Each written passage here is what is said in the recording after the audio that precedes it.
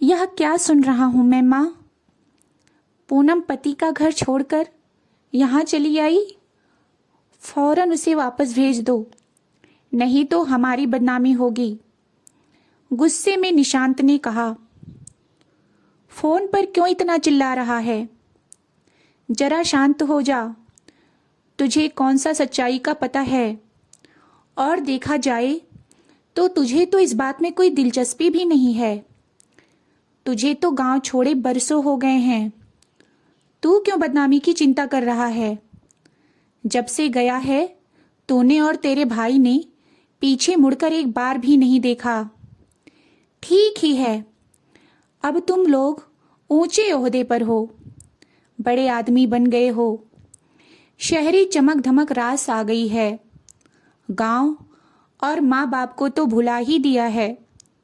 रामेश्वरी के स्वर में कड़वाहट थी। माँ, हम शहर में रह रहे हैं तो क्या? पूनम की शादी में तो हमने कोई कसर नहीं छोड़ी थी। निशांत फिर भड़का।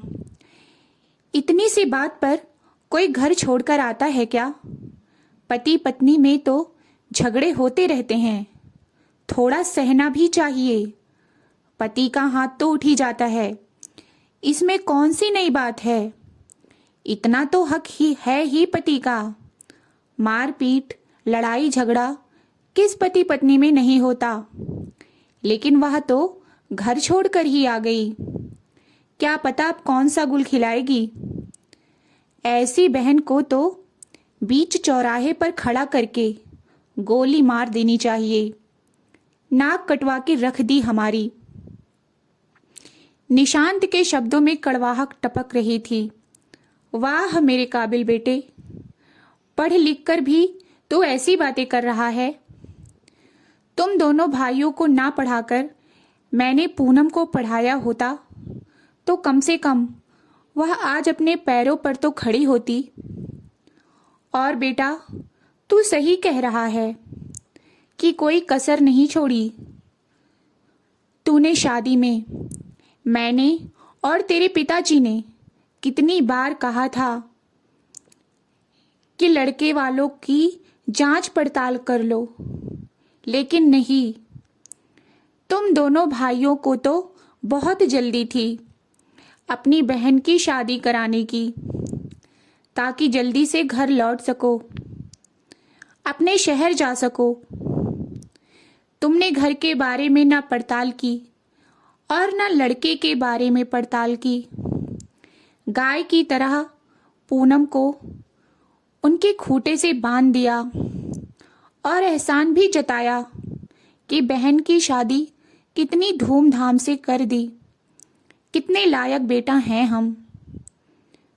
तो लगातार बोलने से रामेश्वरी की सांस फूलने लगी थी।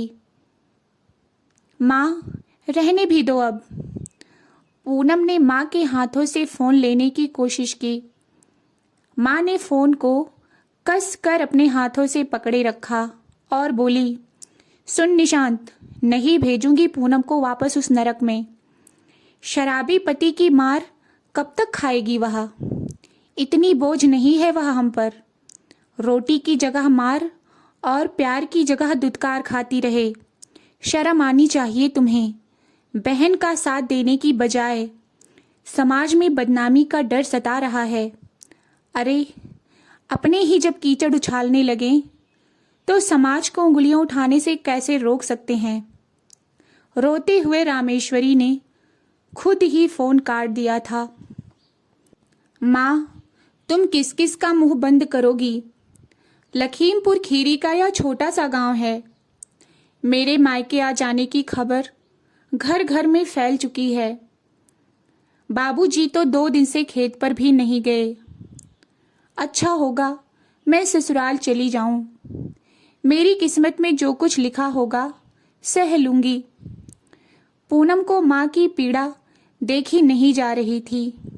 तू क्या समझती है मैं नहीं जानती तेरे साथ क्या क्या वहां हुआ होगा? पति की मार से तंग आकर तो तू ससुराल छोड़कर आने वाली नहीं है। जरूर तेरे साथ कुछ और ही हुआ होगा।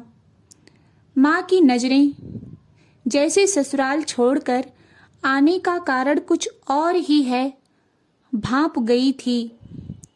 माँ, पूनम सुबकते हुए बोली, शादी को 1.5 वर्ष हो गए और मैं उन्हें बच्चा नहीं दे पाई, तो मुझे बांझ कहकर डॉक्टर के पास ले गए।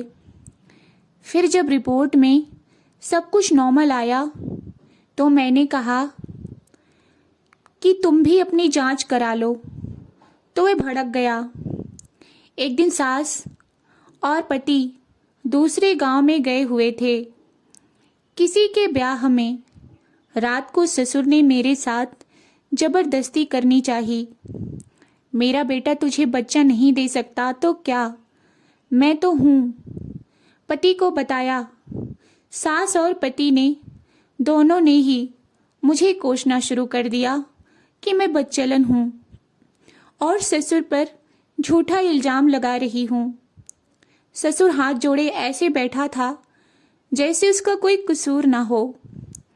उसके बाद तो ससुर की हिम्मत बढ़ गई और जब तब मेरा हाथ पकड़ने लगा। सास ने कई बार देखा पर चुप रही। बता माँ, मैं कैसे रहती वहाँ जहाँ हर समय यही डर लगा रहता था कि ना जाने कब ससुर मेरे ऊपर झपट्टा मार लेगा। रामेश्वरी कुछ कहती कि तभी विशेश्वर वहाँ आ गए। समझ नहीं आता कि क्या करे। मेरी बच्ची, तुझे घर में रखते हैं तो गांव वाले ताना देते रहेंगे और ससुराल भेजते हैं तो तुझे घुट घुट कर जीना होगा। वैसे भी हमारे गांव की आबो हवा लड़कियों के लिए ठीक नहीं है। विशेश्वर की आवाज में छिपा बाप का दर्द पूनम को दर्द दे गया। बाबूजी, आप बिल्कुल भी परेशान मत हो, मैं लौट जाऊंगी। सच तो यह है कि औरत चाहे जहां चली जाए, उसके लिए सारे समाज की हवा ही ठीक नहीं है। कहाँ महफूज है वह।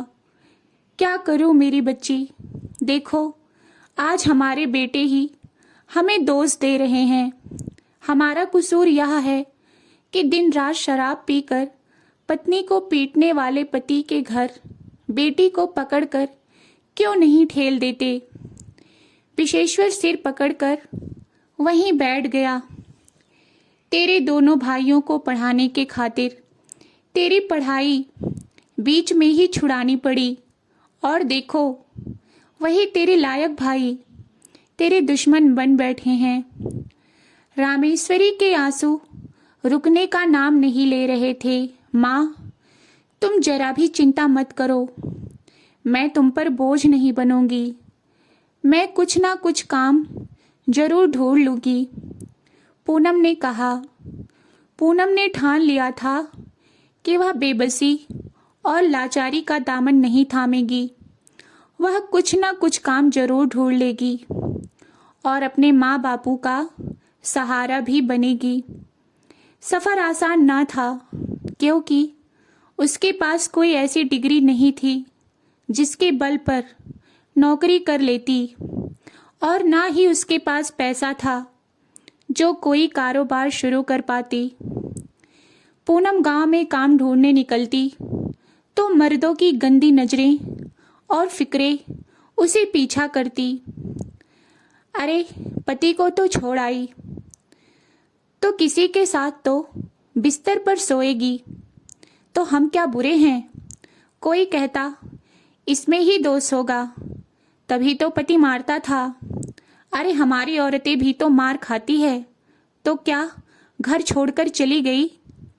आदमी अपने जोरू को ना मारे, ऐसा कभी हुआ है। पूनम खून का घूंट पीकर रह जाती। बिना किसी कसूर के उसे सजा मिल रही थी। लड़की होकर कोई काम मिलना, और वह भी एक पति का घर छोड़कर आई लड़की के लिए कोई आसान बात नहीं थी। तभी पूनम को एक सामाजिक संस्था श्रमिक भारती के बारे में पता चला, जो केंद्र सरकार के डेयरी योजना के तहत गांव में सोलर लाइट का कार्यक्रम चलाती थी। वह उससे जुड़ गई। तब भी समाज उस पर हंसा कि देखो, एक लड़की होकर कैसा काम कर रही है।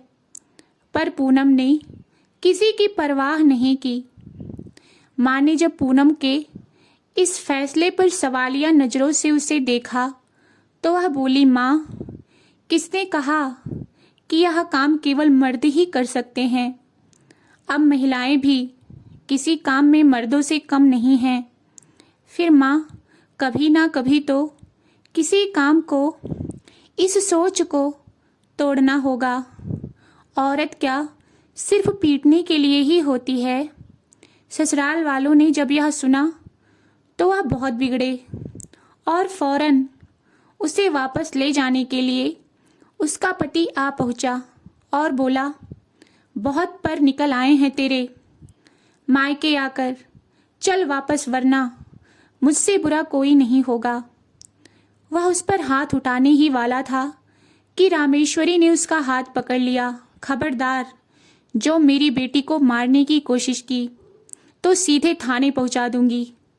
माँ बेटी का यह भयानक रूप देखकर उसका पति वहीं से भाग गया। धीरे धीरे पूनम ने सोलर लाइट से जुड़ा हर काम सीख लिया और यह काम करने की धुन सवार हो गई। बस इसी धुन में उसने सोलर लाइट का कार्यक्रम शुरू कर दिया। वह गांव-गांव जाकर सोलर लाइट, सोलर चूल्हा, सोलर पंखे लगाने लगी। उसकी लगन और मेहनत देखकर गांव वाले के ताने तो बंद ही हो गए। साथ ही उसकी जैसी सताई हुई और भी लड़कियां उसके साथ जुड़ गई। गांव की औरतों में अपने हक के लिए लड़ने की जैसे एक क्रांति सी आ गई। गांव के लोग जो उसे बुरी नज़रों से देखते थे, उन्होंने उसे सोलर दीदी के नाम से बुलाना शुरू कर दिया। गांव में सोलर लाइट खराब हो, पंखा खराब हो या कुछ और, बस लोग सोलर दीदी को फ़ोन मिलाते और वह पूरे जोश से अपने बैग में औजार रखकर अपनी स्कूटी पर दौड़ी चली आती। मैं बहुत खुश हूँ पूनम कि तू अपने पैरों पर खड़ी हो गई है, लेकिन बेटी, अकेले ज़िंदगी काटना आसान नहीं है। तू कहे तो मैं कहीं और तेरे लिए रिश्ते की बात चलाऊं। तेरा तलाक हुए भी 3 साल हो गए हैं। माँ की आंखों में अपने लिए गर्व देखकर पूनम की आंखें भर आई। माँ, तुमने और बाबूजी ने मेरा साथ देकर मुझे इस मुकाम पर पहुंचाया है। अगर तुम दोनों ही मुझे घर से निकाल देते तो मैं कुछ भी नहीं कर पाती। बस किसी नदी, कहीं तालाब में मरी हुई मिलती। और माँ, एक बार शादी करके तो देख लिया। अभी भी हमारे समाज में औरत या तो बिस्तर पर ले जाने के लिए होती है या फिर बच्चा पैदा करने के लिए। मुझे ऐसी ज़िंदगी नहीं चाहिए। अब तो मैं बस तुम दोनों की सेवा करूँगी और अपनी शर्तों पर जीऊँगी। अभी तो मुझे काफ़ी काम करना है।